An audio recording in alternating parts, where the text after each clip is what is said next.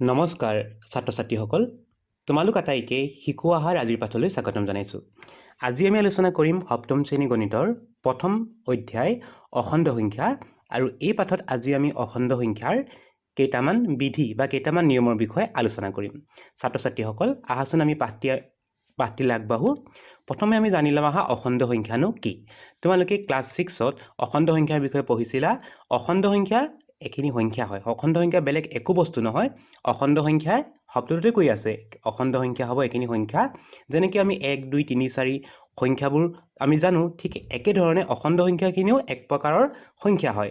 কিন্তু ইয়াক অখণ্ড বুলি এইকাৰণে কোৱা হৈছে, অখণ্ড সংখ্যাত কি হ'ব, ইয়াৰ মাজতে আহিব সংখ্যাবোৰৰ মাজত থাকিব শূন্য, তাৰপিছতে সোঁফালে থাকিব 1, 2, 3, 4 এনেকৈ আমি সোঁফালে আৰু সংখ্যা পাই গৈ থাকিম। আৰু শূন্যৰ যদি বাওঁফালে যদি চাওঁ, বাওঁফালে আমি পাম -1, -2, -3 আমি এনেকৈ সংখ্যাবোৰ পাই গৈ থাকিম। গতিকে মাজত থাকিব শূন্য আৰু সোঁফালে থাকিব ধনাত্মক যিমানবোৰ সংখ্যা আছে, ধনাত্মক আৰু গোটা সংখ্যা 1, 2, 3, 4, 5, 6, 7, 8 তেনেকৈ থাকিব। আৰু বাওঁফালে থাকিব ঋণাত্মক সংখ্যাবোৰ, যেনেকৈ -1, -2, আৰু এই গোটেই সংখ্যাখিনিকে কোৱা হয় অখণ্ড সংখ্যা বুলি। আৰু অখণ্ড সংখ্যা কথা অহাৰ লগে লগে এই যিডাল আমি ৰেখা আঁকিলোঁ সংখ্যা ৰেখাডাল আমি মনলৈ আনি ল'ব লাগিব। গতিকে সংখ্যা ৰেখাত আমি যিমানবোৰ সংখ্যা দেখুৱাব পাৰোঁ, এই আটাইবোৰ সংখ্যাই তেতিয়াহ'লে অখণ্ড সংখ্যা হ'ব। এতিয়া আমি চাম তাৰ বিধিকেইটা। আজি আমি তেতিয়াহ'লে প্ৰথম পঢ়িব লগা বিষয়টো হৈছে অখণ্ড সংখ্যাৰ বিধি। যেনেকৈ সকলো সংখ্যাই কিছুমান নীতি বা কিছুমান নিয়ম মানি চলে, সেই অখণ্ড সংখ্যাও কিছুমান বিধি মানি চলে, আৰু সেই বিধিকেইটা আজি আমি আলোচনা কৰিম। ইয়াৰ প্ৰথম বিধিটো লৈছোঁ, সেইটো হৈছে আবদ্ধ বিধি। তাৰপিছতে আমি পঢ়িম ক্ৰম বিনিময় বিধি, তাৰপিছত পঢ়িম সহযোগ বিধি, তাৰপিছত পঢ়িম আমি বিতৰণ বিধি। গতিকে এই বিধিকেইটা আজি আমি আলোচনা কৰিম। প্ৰথমে আমি যাম আবদ্ধ বিধিলৈ। শব্দটোত আমি যদি মন কৰোঁ, আবদ্ধই কি কয়, বন্ধ হৈ থকা বস্তু এটা কথা বুজায়। ধৰি ল'লোঁ ধৰা এটা ঘৰ এটা আছে। আমি এনেকৈ ভাবি লওঁ যে এটা ঘৰ আছে, ঘৰটোৰ ভিতৰত মই কিবা বস্তু এখিনি ভৰাই দিলোঁ। ধৰা ইয়াত এইখিনি বস্তু সোমাই আছে। এতিয়া বস্তুখিনি মই ভাবি ল'লোঁ যে ঘৰটোৰ ভিতৰত মই এইখিনি বল ভৰাই থৈছোঁ, আৰু ঘৰটো চব ফালৰ পৰা মই বন্ধ কৰি থৈছোঁ। এতিয়া ইয়াত যদি মই সোমাই বলবোৰ যদি মই গুৰ মাৰি থাকোঁ, বা বেট এখনে যদি বলবোৰ মই কোবাই থাকোঁ, ধুমধামকৈ যদি কোবাই থাকোঁ, বলবোৰ কি হ'ব, ঘূৰি গৈ ৱালত লাগিব, আকৌ ঘূৰি কোঠাটোলৈ আহিব। কি হ'ব, বন্ধ কৰি থোৱাৰ কাৰণে বলকেইটা এই কোঠাটোৰ পৰা ওলাই যাব পৰা নাই। গতিকে সেই কথাটোকে আমি ইয়াতে এই বিধিটোত ব্যৱহাৰ কৰিম। আবদ্ধই কি বুজাব, এনেকুৱা এটা বিধি যিটো বিধি কি ক'ব, মানে আমি অখণ্ড সংখ্যা যিহেতু ল'ম, অখণ্ড সংখ্যাকেইটা আমি এবাৰ যোগ কৰি চাম। বলকেইটা যেনেকৈ মই এবাৰ গুৰ মৰাৰ কথা কৈছিলোঁ, এবাৰ মই বেটেদি কোবোৱাৰ কথা কৈছিলোঁ, ঠিক একেধৰণে মই কি কৰিম, এই আবদ্ধ বিধিটোত চাবৰ কাৰণে সংখ্যাবোৰ মই এবাৰ যোগ কৰি চাম, এবাৰ বিয়োগ কৰি চাম, এবাৰ পূৰণ কৰি চাম, তাৰপিছতে মই হৰণ কৰি চাম। যোগ বিয়োগ পূৰণ হৰণ যদি কৰোঁ, সংখ্যাখিনি যদি অখণ্ড সংখ্যাতে থাকে, এতিয়া এই ঘৰটোত মই বলখিনি লৈ লৈছিলোঁ। এতিয়া মই ল'ম সংখ্যা ৰেখাত থকা যিখিনি নাম্বাৰ আছে, 0, 1, 2, 3, -1, -2, এই যদি মই অখণ্ড সংখ্যাখিনি লওঁ, অখণ্ড সংখ্যাখিনি এবাৰ মই যোগ কৰি চাম, বিয়োগ পূৰণ হৰণ কৰি চাম। যোগ বিয়োগ পূৰণ হৰণ কৰিলেও যদি এই বাকচটোৰ ভিতৰতে পাওঁ, মানে অখণ্ড সংখ্যা যদি হৈ থাকে, তাক কোৱা হ'ব তেতিয়াহ'লে আবদ্ধ। আবদ্ধই কি কৈছে, যে তুমি যি নকৰা লাগিলে, যোগ কৰি দিয়া, পূৰণ কৰি দিয়া, হৰণ কৰি দিয়া, যিয়ে নকৰা লাগিলে কৰি দিয়াৰ লগে লগে কিন্তু ই অখণ্ড সংখ্যা হৈ থাকিব লাগিব। তেতিয়া তাক কি বুলি কোৱা হ'ব, আবদ্ধ বুলি কোৱা হ'ব। যদি অখণ্ড সংখ্যা নহয়, তুমি যদি বেলেগ কিবা এটা সংখ্যা পাই যোৱা, তেতিয়াহ'লে তাক আবদ্ধ বুলি কোৱা নহ'ব, আবদ্ধ তেতিয়া নহ'ব। গতিকে আমি চোৱা, এই বিধিকেইটা কি হ'ল, আবদ্ধ বিধিটো তেতিয়াহ'লে কি হ'ব, আমি যিটো সংখ্যাৰ যি 4টা প্ৰক্ৰিয়া আছে, যোগ বিয়োগ পূৰণ হৰণ, আমি তাত পৰীক্ষা কৰিব লাগিব। প্ৰথম যিটো প্ৰক্ৰিয়া আছে যোগ, আমি যোগ প্ৰক্ৰিয়াৰ পৰা আৰম্ভ কৰি দিওঁ। ইয়াতে আমি দুটা সংখ্যালৈ যোগ কৰি চাওঁ, যিকোনো দুটা অখণ্ড সংখ্যা আমি ল'ব পাৰোঁ। ধৰা ল'লোঁ মই 2 এটা অখণ্ড সংখ্যা, আৰু 3 মই 2ৰ লগত 3 যোগ কৰি দিওঁ, 2 - 3 হ'ব 5, আৰু 5টো কি হয়, এটা অখণ্ড সংখ্যা হয়। তেতিয়াহ'লে গম পালোঁ যে যোগ যদি কৰি দিওঁ, তেতিয়াহ'লে অখণ্ড সংখ্যা হয়। আমি আৰু এটা সংখ্যা লৈ চাওঁ, 0 + 5, 0ৰ লগত 5 যোগ কৰিলোঁ, 5 হ'ল। 5টো কি হয়, এটা অখণ্ড সংখ্যা। তাৰপিছতে মই যোগ কৰি চাওঁ, মাইনাছৰ সংখ্যাবোৰো যিহেতু অখণ্ড সংখ্যা হয়, -2 + -3 যোগ কৰি দিওঁ, -2 + -3 কৰিলে পাম আমি -5, আৰু -5টো কি হয়, এটা অখণ্ড সংখ্যা হয়। তেতিয়াহ'লে আমি দেখিলোঁ যে অখণ্ড সংখ্যা তুমি যি নোলোৱা লাগিলে, দুটা অখণ্ড সংখ্যা a আৰু b যদি থাকে, a + b যিকোনো অখণ্ড সংখ্যা তুমি লৈ লোৱা যোগ কৰিলে তুমি চকুমুটি ক'ব পাৰা যে কি হ'ব এটা অখণ্ড সংখ্যা হ'ব তুমি এই পৰীক্ষাটোৰ কাৰণে গোটেই অখণ্ড সংখ্যাবোৰ কাৰণ অখণ্ড সংখ্যা বহুত আছে বহুত ডাঙৰ ডাঙৰ অখণ্ড সংখ্যা আছে সেই সংখ্যাবোৰলৈ তুমি পৰীক্ষা কৰি থাকিব কোনো প্ৰয়োজন নাই দুটামান সংখ্যা ল'বা আৰু গোটেই কথাকেইটা তোমালোকে ইয়াতে গম পাই যাবা গতিকে মই ক'লোঁ যে দুটা অখণ্ড সংখ্যা a আৰু b আছে মই যোগ কৰি দিলোঁ যোগ কৰাৰ লগে লগে কি হ'ব ই এটা অখণ্ড সংখ্যা হৈ গ'ল তাৰমানে কি হ'ল এই যে কৈছিলোঁ বাকচটোত থকা সংখ্যাবোৰ মই যোগ কৰি গৈ আছোঁ এইটো অখণ্ড সংখ্যাৰ ঘৰ ইয়াত কি থাকে মাত্ৰ অখণ্ড সংখ্যাখিনি থাকে মই যোগ কৰি দিলোঁ যোগ কৰি পোৱা সংখ্যাবোৰ ক'ত আছে অখণ্ড সংখ্যা হয় মানে এই বাকচটোৰ ভিতৰতে সোমাই আছে তেতিয়াহ'লে গম পালোঁ যে যোগ যদি কৰা সংখ্যাখিনি অখণ্ড সংখ্যাৰ ঘৰটোৰ পৰা বাহিৰলৈ ওলাই যাব নোৱাৰে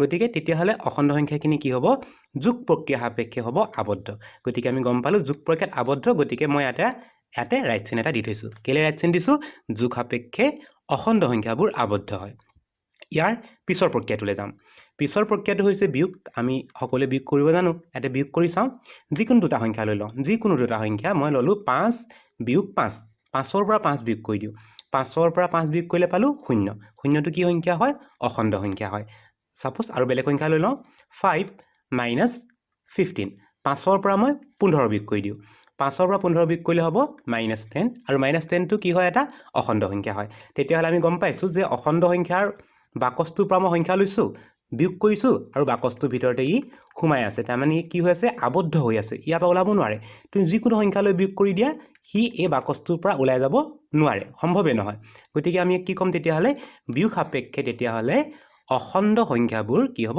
আবদ্ধ কেলে আবদ্ধ এই বাকচটোৰ পৰা সি ওলাই যাব পৰা নাই আৰু এটা উদাহৰণ লৈ দেখাই দিওঁ 5 মাইনাছ -2 5ৰ পৰা -2 যদি বিয়োগ কৰোঁ তেতিয়া কিমান হ'ব 7 7টো কি হয় এটা অখণ্ড সংখ্যা তেতিয়াহ'লে অখণ্ড সংখ্যাবোৰে তেতিয়াহ'লে বিয়োগ সাপেক্ষে কি হ'ব আবদ্ধ হ'ব কেলে আবদ্ধ হ'ব যিমানেই তুমি বিয়োগ নকৰা লাগিলে সি এই অখণ্ড সংখ্যাৰ যিটো বাকচ আছে যিটো ঘৰ আছে অখণ্ড সংখ্যা ঘৰ তাৰ পৰা সি ওলাই যাব নোৱাৰে a - bটো কি হয় অখণ্ড হয় গতিকে বিয়োগে তেতিয়াহ'লে আবদ্ধ বিধিটো মানি চলে ঠিক একেধৰণে এবাৰ আমি পূৰণলৈ যাওঁ পূৰণ কৰি চাম দুটা সংখ্যালৈ পূৰণ কৰিম যিকোনো দুটা সংখ্যা 5 পূৰণ বিয়োগ 2 5 দুগুণে হ'ব 10 আৰু এটা বিয়োগ চিন দি দিব লাগিব -10 -10টো কি হয় এটা অখণ্ড সংখ্যা হয় আৰু এটা সংখ্যা ল 0 পূৰণ 7 0ৰ লগত 7 পূৰণ কৰিলে 0 0টো কি হয় এটা অখণ্ড সংখ্যা হয় ডাঙৰ দুটা সংখ্যা লৈ ল'ব পাৰোঁ মই 25 পূৰণ 25 যিকোনো দুটা সংখ্যা লৈ ল'লে হ'ব 25 গুণ হ'ব 625 625টো কি হয়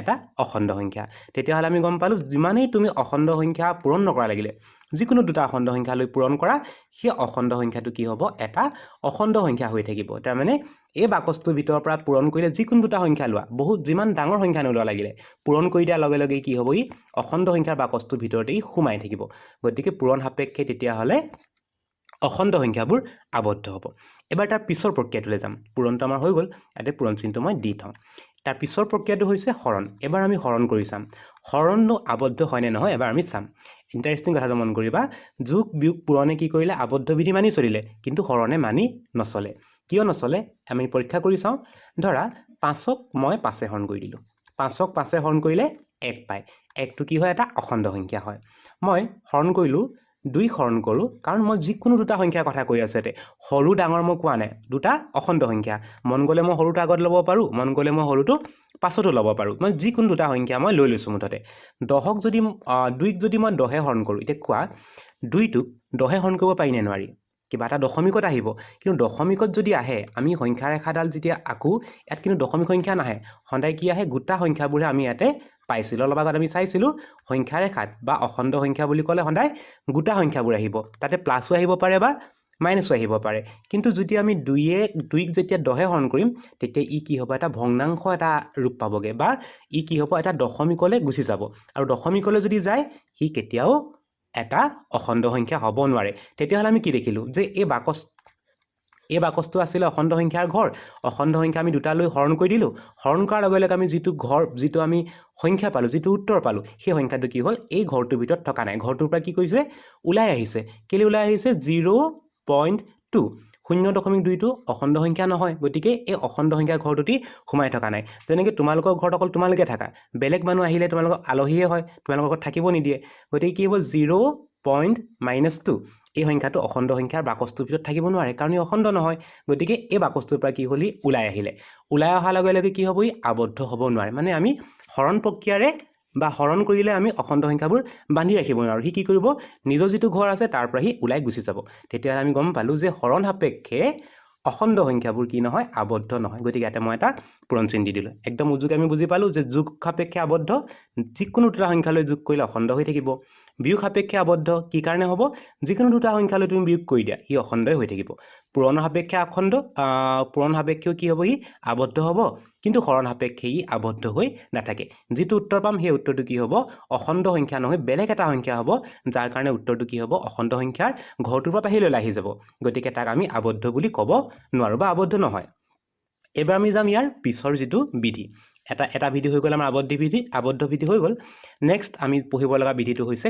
ক্ৰম বিনিময় বিধি ইয়াতে দুটা শব্দ লগ লাগি এটা বিধি হৈছে ক্ৰম বুলি ক'লে বুজি পাওঁ ক্ৰম মানে কি যেনেকৈ তোমালোকৰ ৰোল নাম্বাৰবোৰ থাকে প্ৰথমতে ৰোল নাম্বাৰ 1 তাৰপিছতে হ'ব ৰোল নাম্বাৰ 2 তাৰপিছতে 3 তাৰপৰা 4 5 6 এনেকৈ যিখিনি আমি চিৰিয়েল নাম্বাৰ পাওঁ যিখিনি ক্ৰম পাওঁ তাক কি বুলি কোৱা হয় ক্ৰম বুলি কোৱা হয় ক্ৰমত কি কয় এটা আগত এটা পিছত তেনেকৈ আমি এটা এটাকৈ একাধিক্ৰমে পাই গৈ থাকিম তাৰপিছতে মন কৰা তাৰপিছত আহিলে বিনিময়টোৱে বুজায় এক্সচেঞ্জ মানে সলনি কৰা ক্ৰমটো কি কৰিব সলনি কৰিব ধৰা তোমাৰ ৰোল নাম্বাৰ 1 তোমাৰ লগৰজনৰ ৰোল নাম্বাৰ হৈছে 2 কি কৰিবা তোমালোকে ৰোল নাম্বাৰটো ধৰা ভাবিলা যে মই 2 নম্বৰ ৰোল নম্বৰটো লৈ লওঁ তাক মই 1 নম্বৰ ৰোল নম্বৰটো দিলোঁ মানে কি কৰিব পাৰা ৰোল নম্বৰটো সলনি কৰিব পাৰা বা তোমালোকৰ বেঞ্চখনত বহি থকা ঠাইডোখৰ ধৰা তুমি বহিছা এইপাৰে লগৰজন বহিছা আনটো পাৰে এইটো মূৰত বহিছে ভাবিলা যে আমি কি কৰোঁ আমাৰ বহি থকা ঠাইডোখৰ আমি সলনি কৰি দিওঁ তুমি পঠাই দিলা এফালে আহি দিলা আৰু লগৰজনক ইফালে পঠাই দিলা আমি কি কৰোঁ এনেকৈ ক্ৰমটো আমি সলনি কৰি ল'ব পাৰোঁ বহি থকা ঠাইডোখৰ সলনি কৰিব পাৰোঁ তাৰ পৰা আমি এটা বিধি লৈ লৈছোঁ এটা বিধি পঢ়িবলৈ আমি পাম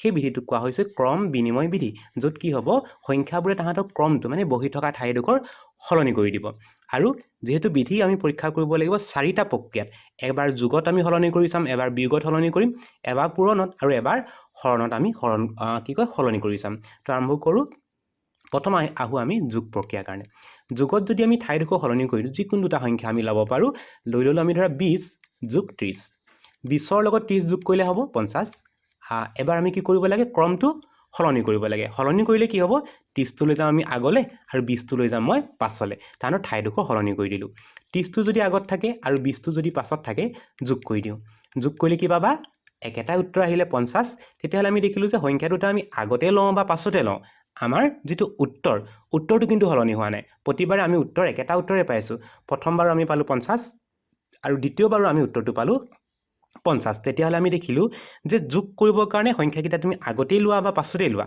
একেটা উত্তৰে পোৱা যায় আমি মাইনাছৰ সংখ্যা এটা লৈ পৰীক্ষাটো কৰি চাওঁ ধৰা মাইনাছৰ সংখ্যা দুটা লৈ লওঁ এটা লওঁ -2 এটা সংখ্যা লওঁ আমি -2 আৰু এটা সংখ্যা ল'ব লাগে -2 প্লাছ -10 -2 আৰু -10 যদি আমি যোগ কৰোঁ তেতিয়াহ'লে পাম আমি -12 এইবাৰ আমি ক্ৰমটো সলনি কৰি দিওঁ ক্ৰম যদি সলনি কৰোঁ যোগ চিনৰ আগলৈ লৈ যাওঁ আমি -10 আৰু পাছলৈ লৈ আহোঁ -2 এতিয়া যদি আমি যোগ কৰোঁ তেতিয়াহ'লে উত্তৰ একেটাই হ'ব -12 আমি দেখিলোঁ যে সংখ্যাকেইটা তুমি আগতে ৰাখা বা পাছতে ৰাখা যোগ কৰিলে আমি একেটা উত্তৰে পাওঁ গতিকে ইয়াকে কোৱা হ'ব কি বুলি ক্ৰম বিনিময় বিধি মানে সিহঁতি ক্ৰমটো সলনি কৰিলে একেটা উত্তৰ পোৱা নিয়ম এটা মানি চলে কোনে মানি চলে যোগ সাপেক্ষে মানি চলে গতিকে যোগে ক্ৰম বিনিময় বিধি মানি চলে গতিকে ইয়াতে মই এটা ৰাইট চিন দি দিছোঁ কেলে এই বিধিটো মানি চলে তাৰপিছত আমি অন্য এটা বিধি চাম সেই বিধিটো হৈছে বিয়োগৰ কাৰণে আমি চাম বিয়োগতনো কি হয় বিয়োগ যদি কৰোঁ দুটা সংখ্যা আমি লৈ লওঁ একেটা সংখ্যা লৈছোঁ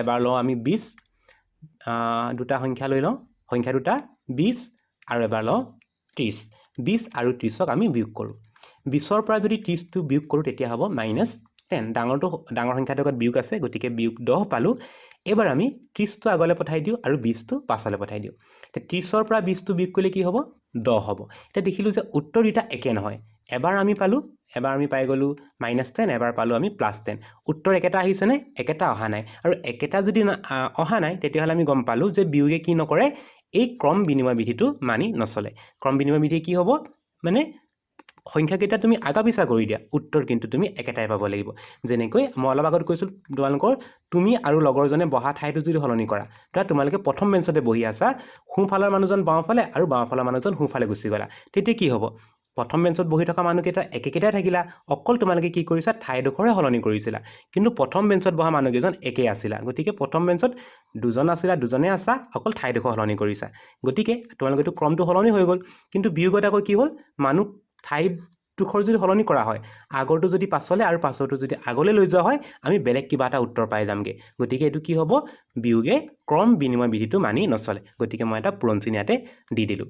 নেক্সট তাৰ পিছৰ প্ৰক্ৰিয়াটোত আমি চাব লাগে। এবাৰ আমি পূৰণত চাম। পূৰণতনো ক্ৰম বিনিময় বিধি মানি চলে নে নচলে। পূৰণ কৰোঁ। যিকোনো দুটা সংখ্যা ল'ব পাৰোঁ। প্ৰথমে লৈ লওঁ 20 পূৰণ 30। 20ৰ লগত 30 পূৰণ কৰোঁ, তেতিয়াহ'লে হ'ব 600। এবাৰ আমি ক্ৰম সলনি কৰি দিওঁ। 30টো আগলৈ লৈ আহোঁ, 20টো পিছলৈ লৈ যাওঁ। 30 20 গুণো কি হ'ব, 600 হ'ব। তেতিয়াহ'লে আমি কি গম পালোঁ যে সংখ্যাকেইটা তুমি ক্ৰম সলনি কৰি দিয়া, কোনো কথা নাই, ক্ৰম সলনি কৰি দিয়া। উত্তৰ কি আছে, একেটা উত্তৰে আমি পাই আছোঁ। মাইনাছৰ দুটা সংখ্যা লৈ চাওঁ। -2 ইনটু 50। -2ৰ লগত যদি 50টো আমি পূৰণ কৰোঁ, তেতিয়া হ'ব -100। ক্ৰম সলনি কৰি দিওঁ, 50টো আগলৈ লৈ আহোঁ আৰু -2টো পিছলৈ লৈ যাওঁ। 2 50 গুণ 100, আগত আহিব বিয়োগ চিন এটা, -100। এবাৰ আমি কি কৰিলোঁ, একেই ক্ৰম সলনি কৰিলোঁ, উত্তৰ একেটাই পালোঁ। তেতিয়াহ'লে পূৰণে ক্ৰম বিনিময় বিধিটো মানি চলে, মানে ক্ৰমটো সলনি কৰি দিয়া, উত্তৰটো একেই আছে। গতিকে মানি চলিলে। তাৰ পিছৰ বিধিটো চাওঁ, হৰণ। হৰণে কেতিয়াও মানি নচলিব। তোমালোকে চালে গম পাবা। ধৰা মই 20ক হৰণ কৰোঁ 10। 20ক যদি 10 হৰণ কৰোঁ, উত্তৰটো হ'ব 2। ক্ৰম যদি সলনি কৰিব লগা হয়, মই 10টো আগলৈ আনিব লাগিব, হৰণ চিহ্ন আগলৈ আনিব লাগিব, আৰু 20টো পিছলৈ পঠাই দিব লাগিব। তেতিয়াহ'লে আমি কি পাম, 10ক যদি 20এ হৰণ কৰোঁ, তেতিয়াহ'লে আমি কি হ'ব, এটা ভগ্নাংশত এটা সংখ্যা পাম, যিটো হৈছে 2/1 বা 0.5। তেতিয়াহ'লে আমি দেখিলোঁ যে যদি আমি হৰণ কৰোঁ, হৰণে কি নকৰে, ক্ৰম বিনিময় বিধি মানি নচলিব। কেলে মানি নচলে আমি গম পালোঁ, যে হৰণ কৰিলে একেটা উত্তৰ পাব লাগে। এবাৰ আমি 2 পাম আৰু এবাৰ পাম 0.5। গতিকে হৰণে ক্ৰম বিনিময় বিধি মানি নচলে। তেতিয়া আমি গম পালোঁ যে হৰণে দুটা বিধি মানি চলা নাই এতিয়ালৈকে। ক্ৰম বিনিময় মানি চলা নাই, আগত পঢ়া যিটো আবদ্ধতা বিধি বা আবদ্ধ বিধি, সেই বিধিটো হৰণে মানি চলা নাই। এবাৰ আমি চাম ইয়াৰ পিছৰ বিধিটো। এই বিধিটো হৈছে সহযোগ বিধি। ইয়াতে সহযোগে কি কৰে, কিবা এটা কাম লগ লাগি কৰা কথাটো বুজাই থাকে। যেনেকৈ ধৰা এনেকৈ ক'ব পাৰোঁ যে আমুক গাঁৱৰ ৰাইজে, মানে ৰাইজৰ সহযোগত ৰঙালী বিহু উৎসৱ পালন কৰা হৈছে। সহযোগ মানে কি, চবে লগ লাগি কিবা এটা কৰা। ইয়াতে আমি কি কি কৰিব লাগে, এবাৰ যোগ কৰিব লাগিব। সহযোগত এবাৰ আমি যোগ কৰিব লাগিব, এবাৰ বিয়োগ কৰিব লাগিব, এবাৰ পূৰণ আৰু এবাৰ হৰণ কৰিম। ইয়াতে মন কৰিম যে ক্ৰম বিনিময় আৰু সহযোগ বিধিটো প্ৰায় দেখিবলৈ প্ৰায় একেধৰণৰ হয়, কিন্তু ইয়াতে আমি যদি চাওঁ, ক্ৰম বিনিময়ত মাত্ৰ দুটা সংখ্যাৰ কাৰণে কৰোঁ, আৰু সহযোগত আমি তিনিটা সংখ্যাৰ কাৰণে পৰীক্ষা কৰিব লাগিব, তিনিটা সংখ্যা ল'ব লাগিব। ইয়াতে তিনিটা সংখ্যা লৈ আমি এবাৰ যোগ কৰি চাম, আৰু যোগ কৰিলে প্ৰতিবাৰতে কিন্তু উত্তৰ আমি একেটাই পাব লাগিব। ধৰা যোগৰ কাৰণে তিনিটা সংখ্যা লৈ লওঁ আমি 2, তাৰপিছতে লওঁ আমি 5, আৰু লওঁ বিয়োগ 10। এই সংখ্যা তিনিটা এবাৰ আমি যোগ কৰি চাওঁ। যোগ কৰিবৰ কাৰণে আমি কি কৰিব লাগে, যোগ চিন দিব লাগে। 0 + 5 + -10। এতিয়া চোৱা, তিনিটা সংখ্যা লগতে আমি কেতিয়াও যোগ কৰিব নোৱাৰোঁ। তাৰ কাৰণে আমি কি কৰিম, প্ৰথমে দুটা সংখ্যা যোগ কৰি ল'ম। যিকোনো দুটা সংখ্যা যোগ কৰিম। তাৰ কাৰণে প্ৰথম সংখ্যা দুটা যোগ কৰিম, আৰু যোগ কৰি যিটো উত্তৰ পাম, তাৰ লগত মই 3 নম্বৰ সংখ্যাটো যোগ কৰিম। প্ৰথম দুটা যদি সংখ্যা যোগ কৰোঁ, তেতিয়াহ'লে হ'ব 2 × 5 = 7 বিয়োগ 10। 7ৰ লগত 7 বিয়োগ 10, আৰু 7 বিয়োগ 10 যদি কৰা হয়, ইয়াতে আমি এনেকৈ লিখি লওঁ +-10। 7 - 10 দিব আমাক -3। আৰু এই যোগটোকে মই আকৌ এবাৰ কৰোঁ। সহযোগে কি কয়, যিকোনো দুটা সংখ্যা প্ৰথমে যোগ কৰিবা, তাৰ লগত 3 নম্বৰটো যোগ কৰিবা। ইয়াতো আমি তাৰপিছত আকৌ এবাৰ পৰীক্ষা কৰিম। 2, 5, আৰু এবাৰ আছে বিয়োগ 10। এইবাৰ আমি শেষৰ দুটা যোগ কৰিম। এবাৰ আমি প্ৰথম দুটা যোগ কৰি চালোঁ, এবাৰ শেষৰ দুটা যোগ কৰিম। শেষৰ দুটা হৈছে 5 বিয়োগ -10। এইকেইটা আমি প্ৰথমে যোগ কৰিম। যিটো উত্তৰ পাম, তাৰ লগত আমি প্ৰথম থকা সংখ্যা 2টো যোগ কৰি দিম। 2 + 5 - 10 কৰিলে হ'ব -5। এতিয়া 2 + -5 দিব -3। আকৌ নিয়মটো চাই লোৱা। ইয়াতে প্ৰথমে আমি সংখ্যাকেইটা কি কৰি লৈছোঁ, প্ৰথমে আমি সংখ্যাকেইটা যোগ কৰিব লগা সংখ্যা দুটা প্ৰথম দুটা যোগ কৰিলোঁ। যোগ কৰি যিটো উত্তৰ পালোঁ, সেইটো আমি 3 নম্বৰ সংখ্যাটোৰ লগত যোগ কৰিলোঁ। তাৰপিছৰ পৰা আকৌ এবাৰ পৰীক্ষা কৰিম। এবাৰ আমি শেষৰ দুটা প্ৰথমে যোগ কৰিম। যোগ কৰি যিটো উত্তৰ পাম, সেইটো আমি প্ৰথমটোৰ লগত যোগ কৰিলোঁ। দুইবাৰে আমি উত্তৰ একেটাই পালোঁ, -3 আৰু -3। তেতিয়াহ'লে আমি গম পালোঁ যে যোগে কি কৰিব, সহযোগ বিধিটো মানি চলিব। ইয়াৰ পিছৰ প্ৰক্ৰিয়াটোত চাওঁ। এবাৰ আমি বিয়োগত যদি চাওঁ, বিয়োগত আমি চাওঁ, বিয়োগত সংখ্যা তিনিটা লৈ লওঁ, একেকেইটা সংখ্যাই লওঁ, 2, 5 আৰু -10। বিয়োগৰ কাৰণে যদি চাওঁ, আমি ইয়াতে বিয়োগ কৰিব লাগে যিহেতু, বিয়োগ আমি ল'ম 2 ল'লোঁ, বিয়োগ আহিব 5, তাৰপিছতে আহিব বিয়োগ 10। এবাৰ আমি কৈছোঁ কি প্ৰথম সংখ্যা দুটা প্ৰথমে বিয়োগ কৰি লওঁ। প্ৰথম সংখ্যা দুটা কি হয় 2 আৰু -5। গতিকে প্ৰথমে আমি 2 - 5 কৰি ল'ম। যিটো উত্তৰ পাম তাৰ লগত আমি -10টো বিয়োগ কৰিম। যদি প্ৰথম সংখ্যা দুটা আমি যদি বিয়োগ কৰোঁ তেতিয়াহ'লে পাম আমি -3। তাৰপিছতে আহিলে -10। এতিয়া এইকেইটা বিয়োগ কৰিবৰ কাৰণে আমি কেনেকৈ পাম আকৌ চোৱা, -3 আহিলে মাইনাছে মাইনাছে হৈ যাব +10। তেতিয়াহ'লে হ'ব -3 + 10, -3 + 10 দিব 7। এবাৰ আমি বিয়োগ কৰি পালোঁ 7। আমি আকৌ এবাৰ এই বিয়োগটোকে কৰিম। এবাৰ আমি কি কৰিম, এবাৰ আমি শেষৰ কেইটা প্ৰথমে কৰি ল'ম। শেষৰ কেইটা প্ৰথমে কৰিম আৰু যিটো উত্তৰ পাম তাৰ লগত আমি প্ৰথমৰটো লগাই দিম। এবাৰ আমি শেষৰ দুটা প্ৰথমে বিয়োগ কৰি ল'ম। শেষত কি আছে 5 আৰু আছে -10। এইকেইটা যদি লগাওঁ, এই দুটা যদি আমি প্ৰথমে বিয়োগ কৰোঁ কি উত্তৰ পাম আমি চাওঁ আহা। প্ৰথমে আমি লওঁ 2 মাইনাছ, এইকেইটা যদি বিয়োগ কৰা হয় তেতিয়া হ'ব 5, মাইনাছে মাইনাছে প্লাছ দিব 5 প্লাছ হ'ব 10, 5 যোগ 10। তেতিয়াহ'লে হ'ব 2 মাইনাছ 5 10 15, 2 বিয়োগ 15, 2 বিয়োগ 15 দিব আমাক -13। আমি তেতিয়াহ'লে দেখিলোঁ এবাৰ উত্তৰটো পালোঁ 7 আৰু এবাৰ উত্তৰটো পালোঁ আমি -13। তেতিয়াহ'লে আমি দেখিলোঁ যে বিয়োগে সহযোগ বিধিটো মানি নচলে। কেলে নচলে? আমি প্ৰতিবাৰতে দুটা বেলেগ বেলেগ উত্তৰ পালোঁ আৰু বেলেগ বেলেগ উত্তৰ যদি পাওঁ তেতিয়াহ'লে বিধিটো মানি নচলে। পূৰণৰ কাৰণে চাওঁ আহা। পূৰণৰ কাৰণে প্ৰথম আমি লওঁ 2 পূৰণ 3 পূৰণ বিয়োগ 5। এবাৰ আমি একেধৰণে কৰোঁ। প্ৰথম সংখ্যা দুটা প্ৰথমে কি কৰি লওঁ, পূৰণ কৰি লওঁ। তাৰ লগত আমি 3 নম্বৰ সংখ্যাটো পূৰণ কৰিম। প্ৰথম সংখ্যা দুটা হৈছে 2 আৰু 3, 2 3 গুণ হ'ব 6 পূৰণ বিয়োগ 5, 6 5 গুণ হয় 30 -30। এবাৰ আমি শেষৰ সংখ্যা দুটা প্ৰথমে পূৰণ কৰি ল'ম। তাৰ লগত আমি প্ৰথম সংখ্যাটো পূৰণ কৰিম। শেষৰ সংখ্যা দুটা প্ৰথম পূৰণ কৰিম, তাৰ লগত প্ৰথম সংখ্যাটো পূৰণ কৰিম। শেষৰ সংখ্যা দুটা হৈছে 3 আৰু বিয়োগ 5, 3 5 গুণ হয় 15। তেতিয়াহ'লে আমি পাম 2 × -15 আৰু 2 15 গুণ হৈছে 30 -30। তেতিয়াহ'লে পূৰণত চোৱা আমি একেটা উত্তৰে পালোঁ, দুইবাৰ একেটা উত্তৰ পাইছোঁ। তেতিয়াহ'লে পূৰণে সহযোগ বিধিটো মানি চলিব, কিন্তু হৰণে সহযোগ বিধিটো মানি নচলে। তেতিয়া কাৰণ হৰণে ক্ৰম বিনিময়তে মানি চলা নাই, গতিকে সহযোগত এই বিধিটো মানি চলাটো সম্ভৱ নহয়। গতিকে হৰণৰ কাৰণে আমি কি দিলোঁ, এটা পূৰণ চিন দিলোঁ, কাৰণ হৰণে সহযোগ বিধি মানি নচলে। তেতিয়াহ'লে আমি আজি যিকেইটা কথা বিধি পঢ়িলোঁ সেই বিধিকেইটা এবাৰ চাই লওঁ, তাৰপিছতে আমি পঢ়িম বিতৰণ বিধিৰ কথা। আমি বিধিকেইটা আকৌ এবাৰ চাই লওঁ আহা।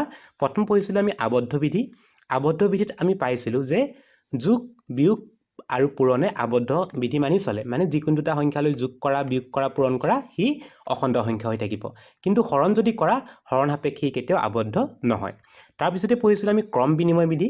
ক্ৰম বিনিময় বিধিত আমি দেখিলোঁ যে যোগ আৰু পূৰণে ক্ৰম বিনিময় বিধি মানি চলে, কিন্তু বিয়োগ আৰু হৰণে ক্ৰম বিনিময় বিধি মানি নচলে। সহযোগ বিধিত যদি আমি চাওঁ তাত আমি দেখিলোঁ যে যোগ আৰু পূৰণে সহযোগ বিধি মানি চলে, কিন্তু বিয়োগ আৰু হৰণে সহযোগ বিধি মানি নচলে। গতিকে এইকেইটাই আজি আমি পঢ়া বিধি, আৰু এই বিধিকেইটা তোমালোকে মনত ৰাখি থবা। তাৰপিছতে আমি পঢ়িব লগা আটাইতকৈ দৰকাৰী বিধিটো হৈছে বিতৰণ বিধি। এই বিধিটো তোমালোকক ওপৰ ক্লাছত এতিয়া তোমালোকে 7ত আছা, 8 9 10 এই আটাইকেইটা ক্লাছত আটাইতকৈ বেছিকৈ লগা বিধিটো হৈছে বিতৰণ বিধি। তাত তোমালোকৰ অখণ্ড সংখ্যা বুলি কথা নাই, তোমালোকৰ বীজগণিত যেতিয়াই কৰিবা এই বিধিটো তোমালোকক প্ৰয়োজন হ'ব। এই বিধিত আকৌ কি হ'ব, এই বিধিত তোমালোকে এনেকৈ পাবা, এটা ব্ৰেকেট এটা পাবা, এনেকৈ ব্ৰেকেট পাবা আৰু ব্ৰেকেটৰ ভিতৰত দুটা সংখ্যা দিয়া থাকিব। ইয়াতে আমি সংখ্যাবোৰ বুজাবৰ কাৰণে ABC ব্যৱহাৰ কৰা হয়। ABC কেইটা কি হয়, কিছুমান সংখ্যা হয়, অখণ্ড সংখ্যা হয়, আৰু এনেকৈ লিখা হয়। ইয়াতে ব্ৰেকেটটোৰ আগত চোৱা, ব্ৰেকেটটোৰ আগত আছে এ আৰু ব্ৰেকেটটোৰ মাজত কোনো চিন দিয়া নাই, কিন্তু ইহঁতৰ মাজত এটা চিন লুকাই থাকে, সেইটো হৈছে পূৰণ চিন। ব্ৰেকেটটোৱে এটা পূৰণ চিন লুকুৱাই থৈ দিয়ে, সেই লুকুৱাই থোৱা চিনটো মই ইয়াতে দি দিলোঁ। তাৰপিছতে চোৱা ব্ৰেকেটৰ ভিতৰত দিয়া আছে B + C। তাৰমানে যদি আমি চাওঁ এইটো ব্ৰেকেট, মানে এইটো এটা ঘৰ। এই ঘৰত দুটা বস্তু বা দুটা সংখ্যা সোমাই আছে। সংখ্যা দুটা হৈছে B আৰু C। ভাবা যে এই ঘৰৰ ভিতৰত B আৰু C লুকাই আছে, আৰু বাহিৰত কোন ৰৈ আছে, A ৰৈ আছে, আৰু A কি ক'বলৈ ৰৈ আছে, কিবা এটা লৈ আছে। A কি লৈ আছে, এডাল পূৰণ চিন লৈ ৰৈ আছে। তাৰমানে কি কৰিব, A পূৰণ চিন লৈ খাপ পিটি আছে, মানে A এবাৰ বিক পালেও পূৰণ কৰিব আৰু চিক পালেও কি কৰিব, ই পূৰণ কৰিব।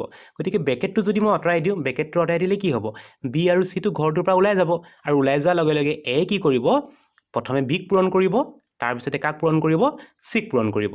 আকৌ চোৱা, মই যদি ব্ৰেকেটটো আঁতৰাই দিওঁ, A কি কৰিছে, পূৰণ কৰিম বুলি ৰৈ আছে, এ কি কৰিব ৰৈ আছে পূৰণ কৰিবলৈ ৰৈ আছে কোন সোমাই আছে ঘৰৰ ভিতৰত বি আৰু চি সোমাই আছে গতিকে যদি ব্ৰেকেটটো মই আঁতৰাই দিওঁ বি ওলালে এ লগে লগে বিক পূৰণ কৰিলে চি ওলালে চিক পূৰণ কৰিলে তাৰপিছতে আকৌ যদি আমি চাওঁ যে বি আৰু চিৰ মাজত কি আছে এটা যোগচিন আছে সেই যোগচিনটো আমি যেনেকৈ আছে তেনেকৈ বহুৱাই দিব লাগিব আৰু ইয়াকে কি বুলি কোৱা হয় বিতৰণ বিধি বুলি কোৱা হয় আৰু যদি সহজকৈ যদি আমি চাবলৈ যাওঁ ইয়াক বিতৰণ বুলি কিয় কোৱা হয় সেইটো যদি চাবলৈ যাওঁ আমি তেতিয়াহ'লে আমি দেখিম যে বিতৰণ মানে কি ভাগ কৰি দিয়া এটোৱে এবাৰ কাক ভাগ দিছে বিক ভাগ দিছে আৰু এটো এবাৰ কাক ভাগ দিছে চিক ভাগ দিছে গতিকে দুইটাকে ভাগ দিছে মানে দুইটাই কি পাইছে এটো ভাগত পাইছে কেনেকৈ পাইছে পূৰণত পাইছে গতিকে ইয়াক কোৱা হয় বিতৰণ বিধি বিতৰণ বিধিটো আৰু এটা প্ৰকাৰে আহে যদি এনেকৈ আহে যে বি প্লাছ নাথাকি যদি মাইনাছ থাকে তাতো আমি একেধৰণে ল'ম এটো এবাৰ বিৰ লগত কি হ'ব পূৰণ কৰিব লাগিব এ পূৰণ বি তাৰপিছতে হ'ব এ পূৰণ চি আৰু বি আৰু চিৰ মাজত বিয়োগচিন আছে গতিকে ইয়াতে তোমালোকে বিয়োগচিনটো দিব লাগিব ইয়াকে কোৱা হয় বিতৰণ বিধি বুলি ছাত্ৰ ছাত্ৰীসকল আজিৰ পাঠটি ইমানে আছিল আজিৰ পাঠটি ইমানতে সামৰিছোঁ তোমালোকৰ বাকী পাঠবোৰৰ আলোচনাৰ সৈতে খুব সোনকালে লগ পাম বুলি আশা ৰাখিলোঁ নমস্কাৰ